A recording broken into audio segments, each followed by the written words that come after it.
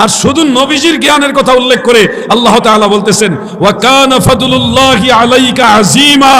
আমার নবীজির জ্ঞানের কথা উল্লেখ করে আল্লাহ বলে আল্লাহ তাআলার করুণা দয়া মেহেরবানি আপনার উপরে অনেক বিশাল অনেক বড়। অতএব সারা পৃথিবীর সব মানুষের জ্ঞানকে যদি চায়ের চামচের সাথে তুলনা দেই আর মদিনাওয়ালার ইলম মুবারককে যদি সারা পৃথিবীর সব সমুদ্রের চেয়েও বড় সমুদ্র হিসেবে আখ্যায়িত করি কোনো ভুল হবে না। সুবহানাল্লাহ। আমার নবীজির শান বুঝতে হবে আপনাকে। নবীজির ইজ্জত যদি না বুঝেন আপনারা ক্ষতিগ্রস্ত হবেন। আল্লাহ রাসূল যা জানেন আমরা তা জানি না। এক কথায় নবীজি বলেছেন ইন্নী আ'লামু মা লা তা'লামুন, এটা কোরআনের মধ্যে আছে। ফেরেশতাদেরকে নবীজি আল্লাহ তাআলা বলছিলেন আমি যা জানি তোমরা তা জানো না। নবীজি বললেন ইন্নী আরা মা লা তারানা ওয়া তারাউনা ওয়াসমাউ মা লা তাসমাউন, আমি যা দেখি তোমরা তা দেখো না, আমি যা শুনি তোমরা তা শোনো না। তাহলে বিষয়টা কিন্তু বুঝার দরকার আছে। হুট করে তাড়াহুড়া করে নবীজির ব্যাপারে কথা বলা উচিত না। আল্লাহ যেন সব ভাইকে বুঝার মতো জ্ঞান দান করে। বলে না আমি যে নবীজির খেদমত করত, উনি মৃত্যুর যন্ত্রণায় মানে সাকরাতুল মউত যেটাকে বলা হয় ওই অবস্থার মধ্যে পড়ে আছে, কঠিন অবস্থা। নবীজি আল্লাহর তরফ থেকে জানতে পারলেন সে কিছুক্ষণের মধ্যে মারা যাবে। আল্লাহর হাবিব দয়াল নবীজি এতদিন নবীজির খেদমত করেছে, কোনদিন নবীজি ওই ইহুদি যুবককে বলে নাই তুমি কালেমা পড়ো, কারণ নবীজি জোর করে কাউকে মুসলমান বানাইতেন না। নবীজি ভালোবাসা দিয়ে, ইসলামের সৌন্দর্য দিয়ে, উত্তম আদর্শ দিয়ে, উত্তম চরিত্র মোবারক দিয়ে ইসলামের দিকে মানুষকে উদ্বুদ্ধ করতেন। এটা ছিল দয়াল নবীর আদর্শ। নবীজি কোনোদিন জোর করে কাউকে মুসলমান বানায় নাই, এটা কেউ প্রমাণ করতেও পারবে না। আমার নবীজি পৃথিবীর সর্বশ্রেষ্ঠ চরিত্র মোবারকের অধিকারী ছিলেন। ইহুদি মৃত্যু সজ্জায় কিছুক্ষণের মধ্যে মারা যাবে, তার জীবনের একটা বড় অংশ আল্লাহর হাবিবের খেদমত করেছে। নবীজির ওযু মুবারকের পানি আগায়া দিছে। আমার নবীজির মায়া লেগেছে, এই জন্য নবীজি চায় না নবীর খাদেম জাহান্নামে যাক, বেঈমান হয়ে মারা যাক, এটা আল্লাহর নবী চায় না। নবীর মায়া লাগছে গো। আল্লাহর নবী বলে ও যুবক, তুমি কিছুক্ষণের মধ্যে হয়তো মহান সৃষ্টিকর্তার ডাকে সাড়া দিবে। তুমি যদি মৃত্যুর আগে একবার লা ইলাহা ইল্লাল্লাহ এটুকু যদি বলে ফেলো, তাহলে আমি তোমার নাজাতের ব্যবস্থা করে দিব। আমার নবী নিজে জামিনদার হইলেন। নবীজি নিজে যেহেতু সাক্ষ্য নিতেছে লা ইলাহা ইল্লাল্লাহ, নবীজি ডাইরেক্ট সাক্ষ্য নিতেছে। এখানে মুহাম্মদ রাসূলুল্লাহ বললেও আলহামদুলিল্লাহ, না বললেও অসুবিধা নাই, কারণ ডাইরেক্ট মুহাম্মদ রাসূলুল্লাহ নিজেই লা ইলাহা ইল্লাল্লাহ পড়াইতেছে, তাহলে অটোমেটিক নবীজির সাক্ষ্য হয়ে যাইতেছে। আর নবীজি নিজে বলতেছে তুমি শুধু এটুকু একবার হইলো বলো যে লা ইলাহা ইল্লাল্লাহ, তাহলে হাসরের ময়দানে আমি রাসূলুল্লাহ তোমাকে জাহান্নামের আগুন থেকে নাজাত করায় দিব। মুহাম্মদ ওয়া আলা আলি।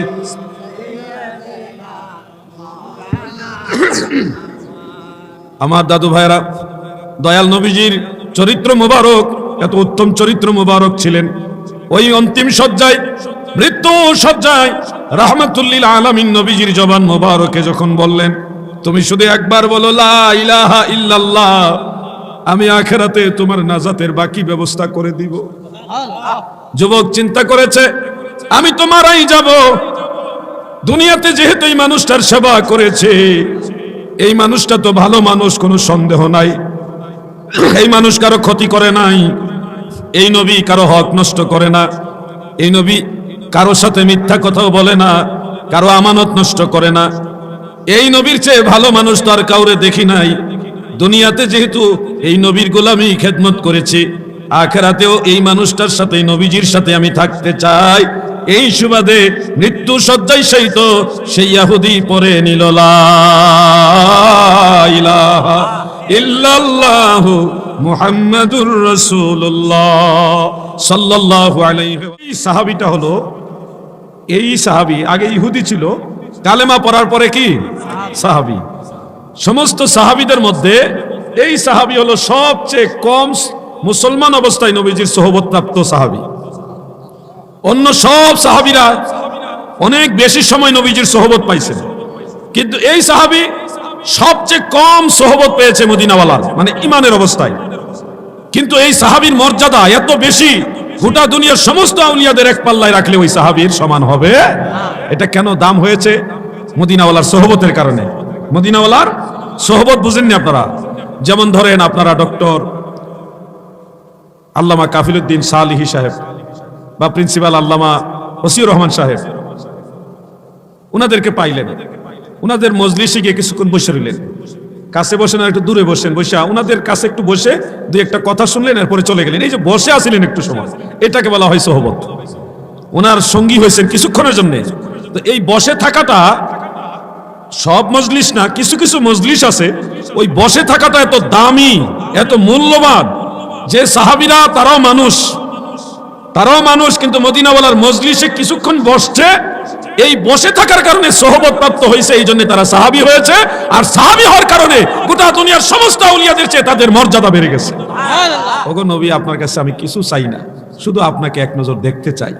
এই দুনিয়ায় রাজা, বাদশাহ, রাজত্ব, বাদশাহিত্ব, মুলকিয়াত সবই আমার যদি দেন, এটাও আমি চাই না, আমি শুধু আপনার কদম মোবারকে থাকতে চাই। সুবহানাল্লাহ।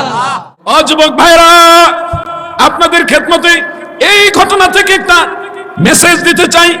যেহেতু আজকের আলোচনার বিষয়বস্তু হলো লাকাদ কানা লাকুম ফি রাসূলিল্লাহি উসওয়াতুন হাসানা, এই আয়াত অনুযায়ী আর এই ঘটনা থেকে, মদিনাওয়ালার এই ঘটনা থেকে আপনাদের সবার উদ্দেশ্যে একটা মেসেজ দিতে চাই। সেটা হলো আমাদের চলাচলের বা দৈনন্দিন জীবনে মানুষের সাথে যে আচার আচরণ, ভঙ্গিমা, আখলাক, এই জীবন চরিত্রে চলার সময় মানুষের সাথে আমরা এমন এমন আচরণ করার চেষ্টা করব যে আচরণগুলি মদিনাওয়ালাকে অনুসরণ করা হয়, আমাদের আচরণের জন্য মানুষ ইসলামের প্রতি উদ্বুদ্ধ হয়। একে শিক্ষা নিয়ে আমাকে বলুন যে পরের হক, কেউ আপনার কাছে টাকা পাওনা আছে, ঋণ, আপনি ঋণগ্রস্ত, এই ঋণ নিয়ে মরা কি ঠিক হবে? আমার কথা মনে হয় সবাই বুঝেন নাই মনে হয়। এই যুবকরা, তোমরা তাকাও, ওয়াজ তোমাদের ভালো করে জানতে হবে। পরের কাছে ঋণ রেখে তোমার কাছে টাকা পায় যারা, এরকম পাওনাদার অবস্থায়, ঋণগ্রস্ত অবস্থায় যদি মারা যাও, ঠিক একই পরিণতি হাসরের ময়দানে তোমারও হবে। কাউকে ছেড়ে দেওয়া হবে না, এমনি এমনি কাউকে ছেড়ে দেওয়া হবে না। فمن يعمل مثقال ذرة خيرا يره ومن يعمل مثقال ذرة شرا يره। যারা পরিমাণ একটা ভালো কাজ যদি করেন, এটাও আমার আল্লাহ গোটা মানবতার সামনে প্রকাশ করে দিবে। যারা পরিমাণ যদি একটা গুনার কাজও করেন, সেই কাজটাও আমার আল্লাহ গোটা মানবতার সামনে প্রকাশ করে দিবে। আল্লাহুম্মা সাল্লি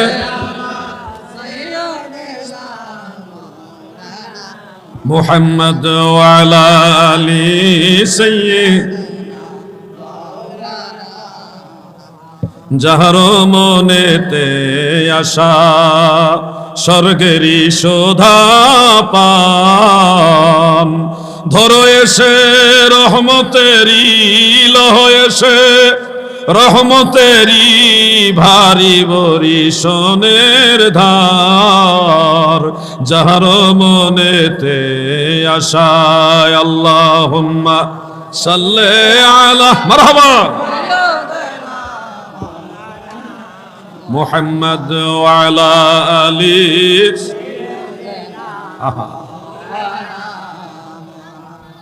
আপনাদের একটা কথা বলি, সিরিয়াসলি একটু সবাই আমার দিকে খেয়াল করেন। বাই চান্স যদি আপনি এরকম হয়ে পড়েন যে আপনার অনেক নেকি আছে, কিন্তু ঋণের কারণে হাসরের ময়দানে আপনি বিপদে পড়ে গেছেন, সব আমল নিয়ে গেল, এই কঠিন বিপদটাকে আপনাদের নিজেদের বেলায় চান আপনারা? সত্য করে বলেন, চান আপনারা? তাহলে ঋণ রেখে মরবেন না দাদু, মানুষের কাছে মানুষের হক নষ্ট করে মারা যায় না, তাহলে বিপদে পড়ে যাবেন। ওই বিপদটা এমন বিপদ যে পরের হক, এই পরের হকের বেলায় আল্লাহর নবীও আপনাকে শাফাআত করবে। আপনি ভাববেন যে নবীজি তরাই নিবে, ওই ক্ষেত্রে নবীজি আপনাকে তরাবেন, এটা পরের হক, আল্লাহও মাফ করবে না। কারণ বান্দার হক, হকুল ইবাদ, আল্লাহর বান্দার হক, এটা মারাত্মক বিষয়, এমন মারাত্মক বিষয় যে বান্দা যতক্ষণ ক্ষমা না করবে, আপনি যতবার হজ করে থাকেন, যত নেক আমল করে থাকেন, আপনার কিছুই করার থাকবে না। ওই যদি ক্ষমা না করে, বান্দা যদি ক্ষমা না করে, আল্লাহ আপনাকে ক্ষমা করবে। মারাত্মক জিনিস এটা। আপনার অতীতে হয়তো বেখেয়াল, মনে নাই, আপনার মনে পড়তেছে না কেউ আপনার কাছে টাকা পায় কিনা, কারো কাছে ঋণগ্রস্ত আছেন কিনা, মনে পড়তেছে না। ওই ঋণ পরিশোধের নিয়তে, যেটা মনে নাই, মসজিদে দান করেন, মাদ্রাসায় দান করেন, এতিমখানায় দান করেন, যারা এলাকার এতিম অসহায় মানুষ আছে তাদেরকে দান করেন, নিয়ত করেন আল্লাহ আপনার বান্দাদেরকে এটা দান করলাম, আল্লাহ আপনার ঘরে এটা দান করলাম, যদি আমার অজান্তে কোনো ঋণ থাকে আপনি আমার একটা ব্যবস্থা করে দেন, আল্লাহ সাহায্য চাইয়া এভাবে দান করবেন। তাইলে দেখা যাবে কি জানেন, আমার আল্লাহ এত বড় দয়াল, যে ওই যদি ভুলক্রমে কেউ পাওনাদারও থাকে, এটা আল্লাহ তার সাত্তার নামের বরকতে ঢাকা রাখবো। আর দান যেমনি করছেন ওই নিয়তে, কেউ পাওনাদার থাকলে এটা প্রকাশ আল্লাহ করবে না, এবং দান করার কারণে এটার সব ঠিকই আল্লাহ আপনাকে দিয়ে দিবে। আল্লাহ যারা দয়া করে এমনি করে। বুখারী শরীফের একটা হাদিসের মধ্যে পড়ছিলাম, দয়াল নবীজি রাসূল আকরাম সাল্লাল্লাহু আলাইহি ওয়াসাল্লাম বলেছেন, কেউ যদি একটা খেজুর দান করে, কয়টা খেজুর? একটা খেজুর যদি কেউ দান করে, আল্লাহ এটার সওয়াব তাকে কেমনে দিবে? যে ধরেন আজকে 2023 সাল, আজকে 13 না 14, 13ই ডিসেম্বর, আজকে আপনি একটা খেজুর আল্লাহকে খুশি করার জন্য নবীজির মহব্বতে দান করছেন। এই দান করলেন আজকে এই খেজুরের বীজ জমিনের নিচে দাফন রোপণ করার পরে স্বাভাবিক প্রক্রিয়ায় একটা খেজুর গাছ হইতে যত বছর লাগে, অত বছর পরে আবার স্বাভাবিক ওই গাছে খেজুর ধরবে। এটা একটা নারী গাছ হিসেবেই মদিনাওয়ালা বলেছেন, পুরুষ গাছ হিসেবে না। ওই গাছে যত বছর পরে খেজুর ধরবে, একটা খেজুর গাছে অসংখ্য খেজুর ধরে। ওই খেজুরগুলি আবার বীজ রোপণ করার ফলে ওই সমপরিমাণ খেজুর গাছ আবার বড় হইল নির্দিষ্ট সময় পরে, ওই সবগুলি গাছগুলির মধ্যে আরো অসংখ্য খেজুর ধরলো। এইভাবে পর্যায়ক্রমে কিয়ামতের আগ পর্যন্ত যত সংখ্যক খেজুর হওয়ার সুযোগ আছে, আপনার একটা খেজুর দান করার বরকতে হাসরের ময়দানে আল্লাহ তাআলা অতগুলি নেকি দান করবে। তাহলে আপনি বলুন, দান করা আমাদের জন্য উচিত নাকি উচিত না? আল্লাহ তাআলা নবীজিকে বলেছেন, ওয়া আম্মাস সাইলা ফালা তানহার। নবী গো,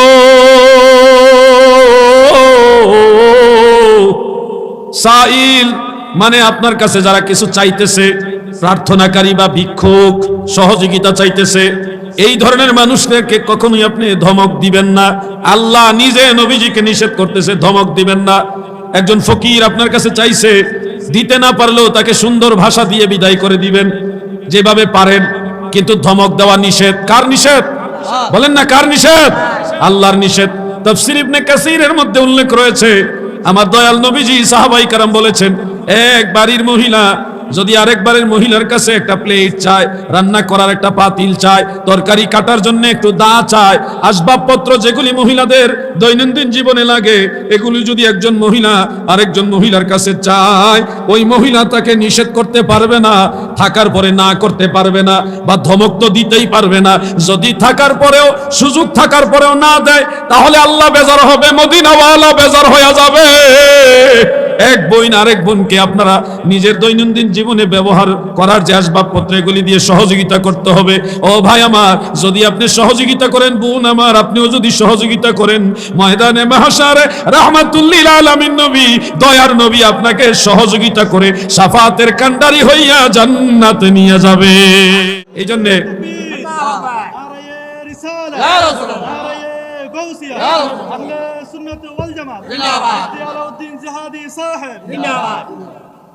আমি আপনাদেরকে যেই বিষয়বস্তুর উপর আলোচনা করছি, এটা আমাদের সবার জীবনে পালনীয়। আপনি ভাববেন না যে আলাউদ্দিন ভাই আপনি যে ওয়াজ করতেছেন আপনি আমল করেন না, আমিও আমল করি আলহামদুলিল্লাহ। এই সবগুলি কথা বলতেছি আমি আমার সাধ্য যতটুকু আছে আল্লাহ পাকের দয়ায় আমি সাধ্যের মতো আমি আমল করি। কথাগুলি নিজেরটা আমি নিজে আগে আমল। লাকাদ কানা লাকুম ফি, কষ্ট হইতাছে নাকি ভাই? একজন ভাই উঠছে তো লেগে আমি জিগাইলাম আর কি, নাকি যাবেন গানি? আচ্ছা, সিগন্যাল আছে, অসুবিধা নেই। আচ্ছা, আয়াতে কারিমাটা একটু মহব্বতে পড়ি। বিসমিল্লাহির রাহমানির লাকাদ কানা লাকুম ফি রাসূলিল্লাহি উসওয়াতুন হাসানা। এই আয়াতের উপরে আমি কথা বলছিলাম, এবং এই আয়াতে কারিমা অনুযায়ী নবীজির আদর্শ মুবারক থেকে আমাদের কি কি করণীয় কয়েকটা পয়েন্ট আপনাদের সামনে তুলে ধরেছি। এবার আমি আরেকটা বিষয় আপনাদের সামনে তুলে ধরতে চাই। আলোচনা দীর্ঘ সময় লম্বা করব না। আমার দয়াল নবীজির কাছ থেকে আমাদের যুবক ভাইয়েরা এবং আমরা সবাই কি কি গ্রহণ করা উচিত, কি কি বর্জন করা উচিত, এটা একটা লম্বা সাবজেক্ট, ঘন্টার পর ঘন্টা বিভিন্ন বিষয় আমাদের এখানে আলোচনা নিয়ে আসতে হবে। আজকে আরেকটা বিষয় আপনাদের সামনে তুলে ধরতে চাই। প্রিয় নবী রাহমাতুল লিল আলামিন নবী, আমার দয়াল নবীজি সাহাবীদের নিয়ে এক মজলিসে বসে আছেন। মজলিসে অনেক সাহাবী, কে আপনি ঈমানের কালেমা পড়ায়া দেন, আসুন আমরাও পড়ি লা ইলাহা ইল্লাল্লাহু মুহাম্মাদুর রাসূলুল্লাহ সাল্লাল্লাহু আলাইহি ওয়াসাল্লাম। তিনি আশহাদু শব্দ সহকারে নবীজির নবুয়ত রিসালাতকে সাক্ষ্য দিলেন, আল্লাহ তাআলা তাওহীদের বাক্য পাঠ করলেন। আগে ছিল সে বেঈমান, এখন হলো ঈমানদার মুমিন এবং সাহাবী। আল্লাহর নবী ওই সাহাবীদেরকে, উপস্থিত সমস্ত সাহাবাদেরকে বলল, তোমরা এই তোমাদের মুমিন ভাইকে কিছু সহযোগিতা করো। হাতে হাতে যার কাছে যা ছিল তা দিয়া ওই গুইসাব উদ্ধার করনেওয়ালা, শিকার করনেওয়ালা নতুন নৌ মুসলিম সাহাবী, ওনাকে যার পকেটে যা আছে তা দেওয়া শুরু করলো। এখন উনি দেখতেছে আল্লাহর নবী শুধু বলছে তোমরা তোমাদের ভাইকে কিছু দাও, আল্লাহ তোমাদের উপর সন্তুষ্ট হবে। এই এক কথার উপরে হাজার হাজার দিনার দিরহাম, মানে স্বর্ণ মুদ্রা, রূপা মুদ্রা, যার কাছে যা আছে সব দিয়ে দিতেছে, কারণ তারা সবাই চায় আল্লাহ এবং আল্লাহ রাসূলকে রাজি খুশি করতে। টাকা পয়সার একটা স্তূপ পড়ে গেছে ওনার সামনে, জীবনে এত টাকা উনি দেখে নাই। এত টাকা আল্লাহর রাসূলের একটা জবান মুবারকের ছোট্ট কথার কারণে সে পেয়ে গেল। হযরত আব্দুর রহমান ইবনু আউফ রাদিয়াল্লাহু আনহু একজন সাহাবী, উনি বলতেছে, ইয়া রাসূলুল্লাহ, আমার কাছে একটা উট আছে যেটা বর্তমানে পারস্য, ফ্রান্স বা ওই ইরান পারস্যের উটের চেয়ে ছোট আর আরবের উটের চেয়ে বড়, এইরকম সাইজের একটা উট আছে। ওগো দয়াল নবী, আপনি যদি অনুমতি দেন আমি সেই উটটাও তাকে দিয়ে দিতে চাই। সুবহানাল্লাহ। আল্লাহর হাবিব মুস্কি মুস্কি হাসে আর বলে, হে আব্দুর রহমান, তুমি আল্লাহকে খুশি করার জন্য যে উট দেওয়া সাক্ষ্য আমাদের সবার সামনে দিলা, বিবরণ দিলা যে তোমার উট এরকম ওইরকম, পারস্যের উটের চেয়ে ছোট, আরবের উটের চেয়ে বড়, এইভাবে বিবরণ দিলা। তুমি কি জানো আল্লাহ তাআলা আখিরাতে তোমার জন্য একটা উট নির্ধারণ করেছে, যে উটের পশমগুলি এত সুন্দর, ঘাড়ের গলার যে পশম এগুলি হবে হলুদ রঙের, উটের পায়ের যে পশম এগুলি হবে সবুজ রঙের। এইভাবে নবীজি সেই জান্নাতি উটের বিবরণ এত সুন্দরভাবে সাহাবীদের সামনে তুলে ধরে বললেন, হে আব্দুর রহমান, তুমি আমি রাসূলুল্লাহর কথায় আল্লাহকে রাজি খুশি করার জন্য তোমার এই নতুন মুসলমান ভাইকে দান করার উদ্দেশ্যে যে উটের বিবরণ দিয়েছো, এই কারণে সেই উট, যে উটের বিবরণ আমি রাসূলুল্লাহ তোমাকে শুনালাম, সেই উট আল্লাহ তোমার জন্য নির্ধারণ করেছে। হাসরের ময়দানে সেই উটের উপরে বসায়া হাসরের ময়দানে ফুলসিরাতের ফুল তোমাকে বিজলির গতিতে পার করাবে। সুবহানাল্লাহ। ওই সাহাবী, নতুন সাহাবী, যিনি কালেমা পড়ে মুসলমান হয়েছেন মাত্র, তিনি এতগুলি সম্পদ নিয়ে যে একলা একলা যাবে, এটা ওনার জন্য কষ্টদায়ক হয়ে গেছে। উনি চিন্তা করে, আরে এই লোককে, এই নবীকে মানার কারণে ঈমান নামক মহামূল্যবান সম্পদ পেলাম, আবার দুনিয়ার সম্পদও পেলাম। ওই যে রব্বানা আতিনা ফিদ দুনিয়া হাসানাতাও ওয়া ফিল আখিরাতি হাসানা ওয়া কিনা আযাবান নার। দুনিয়া এবং আখিরাতের ভালাই আমার আল্লাহ মুমিন বান্দা, মুমিনে কামিলদের সম্পর্কে বলেন, লাহুমুল বুশরা ফিল হায়াতিদ দুনিয়া ওয়া ফিল আখিরা। মুমিনে কামিল যারা হয় গো, তাদের জন্য দুনিয়া এবং আখিরাতে সুসংবাদ। সুবহানাল্লাহ। উনি এই সম্পদ লইয়া, গুইসাব সহ লইয়া, উট সুদ্ধা লইয়া এবার যাইতেছে বনি সুলাইম গোত্রের দিকে, ওনার নিজের গোত্রের দিকে। যাওয়ার সময় দেখতেছে প্রায় 1000 মানুষের একটা বিশাল সৈন্যবাহিনী। এরা সবাই বনি সুলাইম গোত্রের লোক, এক গোত্রের লোক। তারা বিশাল বড় বড় তরবারি, বল্লম, বড় বড় অস্ত্র, এগুলি সব নিয়ে রেডি হইতেছে, যুদ্ধ করতে যাবে। এখন এই নতুন সাহাবী, উনি বলতেছে, হে আমার জাতি, হে আমার গোত্রের লোকেরা, তোমরা এই অস্ত্র শস্ত্র নিয়ে যুদ্ধ করার জন্য কোথায় যাচ্ছ? তখন বনি সুলাইম গোত্রের সবাই বলতেছে, ওই যে মক্কায় আব্দুল্লাহর ছেলে মুহাম্মদ, সে নবী দাবি করেছে, আমরা তাকে হত্যা করার জন্য যাচ্ছি, এই জন্য সবাই অস্ত্র শস্ত্র নিয়ে যুদ্ধ করার জন্য প্রস্তুতি নিয়েছি। নাউজুবিল্লাহ বলবেন না? এই কথা শুনে ওই সাহাবী বলতেছে, আমি কিছুক্ষণ আগে ওনাকে নবী হিসেবে মেনেছি এবং পড়েছি আশহাদু আল্লা ইলাহা ইল্লাল্লাহু ওয়াহদাহু লা শারীকা লাহু ওয়া আশহাদু আন্না মুহাম্মাদান আবদুহু ওয়া রাসূলুহু সাল্লাল্লাহু আলাইহি ওয়াসাল্লাম। কি বলো, তুমি এত সুঠাম দেহধারী, তুমি এত বিচক্ষণ, শক্তিশালী, জ্ঞানী, তুমি মুসলমান হয়ে গেছো? আরে আমি এমনি মুসলমান হইছি না, ঘটনা শোনো। আমি গেছিলাম, যাওয়ার পথে দেখি অনেক মানুষ ওনার কথা শুনতেছে। আমি মানুষের ঘাড় টপকাইয়া ওনার সামনে গিয়ে বললাম, পৃথিবীতে আমার কাছে আপনার মতো অপছন্দনীয়, নিন্দনীয় মানুষ আর কেউ না, আমি সুযোগ পেলে আপনাকে হত্যা করতাম। এরপর উনি আমাকে ধমকও দিল না, আমার উপর আঘাত করতে দিল না, উল্টা আমার সাথে ভালো ব্যবহার করতেছে। এরপরে আমাকে ঈমান আনতে বললো। আমি বললাম, আমার গুই সাপ, ওই সাপ বের করে লোকদের দেখে বলতেছে, আমার এই গুই সাপ যদি ঈমান আনে তাহলে আমি ঈমান আনবো। আমি তো জানি গুই সাপ কথা বলবে না, সে তো কথাই বলবে না, তাই ঈমান আনবে কখন? আমি সেই সময় গুই সাপ ওনার সামনে ফেলে দিলাম। ভাবলাম হয়তো এটা আক্রমণ করবে, এই কারণে অনেকে দৌড়াইয়া পালায় যাবে না। গুইসাপ মাটিতে বুড়ে ওনাকে সেজদা করলো, ওনাকে সালাম দিতেছে। উনি জিজ্ঞাসা করলো, হে গুইসাপ তুমি কার ইবাদত করো? আমার গুইসাপ মানুষের মতো আওয়াজ দিয়ে বলতেছে আমি আল্লাহর ইবাদত করি। আমার গুইসাপকে জিজ্ঞাসা করলো, এই আসমান জমিন গ্রহ নক্ষত্র আরশ কুরসি লৌহ কলম এই সাগর নগর সবকিছু কার আজ্ঞাবহ? সে বলে দিল, গুইসাপ বলে দিল সব আল্লাহর আজ্ঞাবহ। সে কথা বলতেছে, আমি শুনতেছি। আমার গুইসাপ উনার কথাই উত্তর দেয়। সর্বশেষ জিজ্ঞাসা করলো, হে গুইসাপ আমি কে? আমার গুইসাপ বলতেছে আপনি আল্লাহ রসুল, আমি সাক্ষ্য দিতেছি। তো যেই লোক এত ভালো মানুষ আমাকে আক্রমণ করে না, ধমক দেয় না, গালিও দেয় না, আবার আমার গুইসাপ তার নবুয়ত রিসালাতের সাক্ষ্য দেয়, আমার গুইসাপ তো তার কথা শুনে, এই লোক নবী হবে না তো হবে কে? এই জন্য আমি মুসলমান হয়ে গেছি। শুধু তাই না, আমি মুসলমান হওয়ার পরে সবাই মিলে আমাকে দেখো কি দিছে।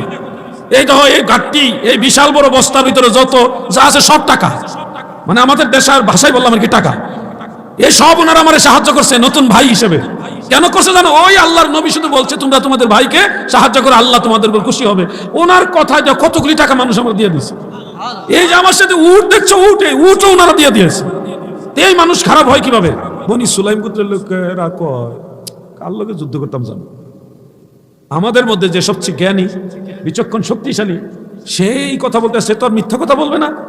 এতগুলি সম্পদ সে পাওয়ার কথা না, উটও নিয়ে আসছে, অবশ্যই লোকটা ভালো হবে। বনি সুলাইম গোত্রের লোক, এই তোর বাড়ি ভালো বললাম, ভালো অস্ত্র ভালাও, আসো আমরা সবাই মিলে সেই নবীর কাছে যাব যেই নবীর নবুয়ত রিসালাতের সাক্ষ্য গুইসাপ দেয়। আসো আমরা সবাই মুসলমান হব। দরবারে নববীতে গিয়ে তারা সবাই একসাথে 1000 মানুষ কালেমা পড়েছে। আসেন আমরাও পড়ি লা ইলাহা ইল্লাল্লাহু মুহাম্মাদুর রাসূলুল্লাহ সাল্লাল্লাহু আলাইহি ওয়াসাল্লাম। সব মিলে একসাথে মুসলমান হয়েছে। হাদিস শরীফ উল্লেখ, সেদিন সমস্ত সাহাবারা নবীজিকে যেমনে পারছে এমনি চুমা খাইছে। কেউ হাতে, কেউ পায়ে, কেউ জামায়, কেউ মাথায়, কপালে, যে যেমনে পারছে। এই বনি সুলাইম গোত্রের লোকেরা মদিনাওয়ালার কদম বসি, হস্ত বসি মানে নবীজিকে তাজিম করেছে। এই জন্য আমি বলবো এই ঘটনা থেকে আমাদের শিক্ষণীয় আছে। কি শিক্ষণীয়? যে আমাদের ধর্মের লোকও যদি না হয়, ভিন্ন ধর্মের লোকদের সাথেও খারাপ ব্যবহার করা যাবে না। ভালোবাসা দিয়ে তাদেরকে ইসলামের মাহাত্ম্য বোঝাতে হবে, ইসলামের সৌন্দর্য তাদেরকে বোঝাতে হবে। দ্বিতীয়ত, কোন মুসলমান ভাই যদি অর্থনৈতিকভাবে দুর্বল হয় বা কোনো নৌ মুসলিম থাকে, তাদেরকে আমরা সহযোগিতা করতে হবে, সাহায্য করতে হবে। যদি আমরা দান করি তাহলে এর পাল্টা দান বা আমাদের সাহায্য দয়া করবে কে? বলেন না কে?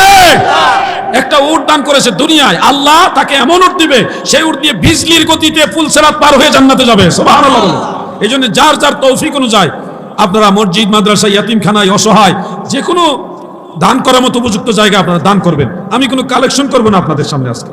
আমি সত্যিকার অর্থে আপনাদেরকে আমল করার জন্য এটা বলছি, আপনাদের সবাইকে বলছি। আমি নিজেও চেষ্টা করি, আপনারাও আমল করার চেষ্টা করবেন। এক্ষেত্রে আমরা সবাই একেবারেই শতভাগ পারবো না। যে যতটুকু তৌফিক রাখেন সামর্থ্য অনুযায়ী যার যার ডানে বামে যতটুকু সম্ভব আপনারা দান করবেন। বলেন ইনশাআল্লাহ। সবাই বলেন ইনশাআল্লাহ। যতগুলি কথা বলছি আমল করবেন। আমল না করলে এই মাহফিলও বৃথা, আমার আশাও বৃথা, এই সব কিছু বৃথা। কিন্তু আপনারা যদি আমল করেন তাহলে সবগুলি নূরে নূর, নূরুন আলা নূর হবে। সবকিছু দিয়ে একটা আল্লাহর রহমত বরকত পাবেন, দুনিয়া আখিরাতের নাজাতের একটা উসিলা হবে। আল্লাহ যেন আমাদের সবকিছু দয়া করে কবুল করেন। বলেন আমিন। নামাজটা কি মাদ্রাসার জন্য না আল্লাহর জন্য? আল্লাহর জন্য নামাজ হলে মাদ্রাসাতেও পড়তে হবে, বাড়িতেও পড়তে হবে, সব জায়গায় নামাজ পড়তে হবে। আর যারা মাদ্রাসাতেও পড়েন না, মাদ্রাসা তো জানি না, মসজিদও যান না, তো আপনারা তো কোনোটাতেই নাই, তাহলে আপনারা তো আরো বড় বিপদে পড়বেন। নামাজের হিসাব হাসরের ময়দানে সবার আগে দিতে হবে, সবার আগে দিতে হবে নামাজের হিসাব। নামাজ এমন একটা ইবাদত যেটা আল্লাহর রাসূল সাল্লাল্লাহু আলাইহি সাল্লাম কখনোই, ফরজ তো দূরের কথা, নফল নামাজ পড়তে পড়তে নবীজির কদম মুবারক ফুলে যাইত। আর আমরা সেখানে ফরজ নামাজই পড়ি না, অথচ মদিনাওয়ালার উম্মত দাবি করি। বলেন এখন কিন্তু কথা ভালো লাগবে না, একবারে বেশি বেশি মজা লাগবে না, কিন্তু এই কথাটা একবারে সব কথার চেয়ে বেশি দামি কথা। এই 5 ওয়াক্ত নামাজ আপনি মজা পাইবেন কখন? যখন সেজদার মধ্যে টাইম বাড়াবেন, আল্লাহর সাথে আপনার কথোপকথনের একটা আন্তরিকতা তৈরি করবেন, তখন আপনি নামাজের মজা পাবেন। কোনো মতে নামকা ওয়াস্তে সূরা কেরাত, তাসবিহ, তাহলিল কোনো মতে ফিরা সেরে দিলেন, এই নামাজে মজা পাবেন না আপনি। নামাজে মজা পাবেন রুকুতে গিয়ে যখন এই ধ্যান রাখবেন, হে আল্লাহ আমি আপনার কাছে মাথা নত করে দিয়েছি, আপনি আমার মালিক, আমি আপনার গোলাম। এই ধ্যান নিয়ে মাথা নত করে দিবেন। সেজদায় গিয়ে কপাল জমিনে ঠেকায়া আমার আল্লাহকে বলবেন, মনে মনে বলবেন, আল্লাহ আমার সর্বোচ্চ সম্মান যা দেওয়ার আমার কপাল সহ জমিনে ঠেকাইলাম আপনার জন্যে। আমি আপনার প্রতি সেজদায় অবনত হলাম, আপনি আমার মালিক, আমি আপনার গোলাম। ওগো মাওলা, দয়া করে আমার এই সেজদা কবুল করেন। মনের সাথে আমার আল্লাহর প্রেমের ডুরি লাগায় দেন। মুখে সুবহান রাব্বিয়াল আলা এই কথার সাথে অন্তরে আমার আল্লাহর সাথে আপনার সম্পর্ক লাগায় দেন, মুখে আর অন্তরে মিল করে দেন। দেখবেন ওই নামাজের মধ্যে কত মজা লাগে। বিপদে পড়ে গেলে একটা কাজ করবেন, আমি শিখাই দিই, এটা চেষ্টা করবেন। একটা কাজ ধরেন, একটা রোগ, এমন রোগ হয়েছে মাসের পরে মাস ডাক্তার দেখাইতেছেন, ভালো হইতেছে না, ওষুধের পর ওষুধ খাইতেছেন, উন্নতি হচ্ছে না। অথবা ধরেন বিপদে পড়ে গেছেন, যে কোনো একটা মুসিবতে পড়ে গেছেন। আপনাদেরকে বলে যাচ্ছি, চেষ্টা করবেন দিনে হোক রাইতে হোক, যখন সুযোগ পাবেন, নীরবে হোক সবার সামনে হোক, চেষ্টা করবেন একলা একলা নির্জনে সেজদায় কপালটা জমিনে ঠেকায় আল্লাহর কাছে বলবেন, আল্লাহ, ও আল্লাহ, আমি তো এই বিপদে পড়ে গেছি, আমার একটু সাহায্য করেন। আল্লাহ, আমার এই অসুবিধা, আমি পারতেছি না, আমার একটু সাহায্য করেন। যে কোনো বিষয়ে আপনি আল্লাহর সাথে শেয়ার করেন। পৃথিবীতে সবচেয়ে ভালো, সবচেয়ে উত্তম যিনি সাহায্য আপনাকে করবে তিনি আমার আল্লাহ। আল্লাহর কাছে বলতে গেলে মাইক লাগবে না, আল্লাহর কাছে বলতে গেলে কারো মাধ্যম লাগে না। আমার আল্লাহ এমন আল্লাহ যিনি আপনি বলার আগেই জানে আপনি কি বলবেন। সুবহানাল্লাহ।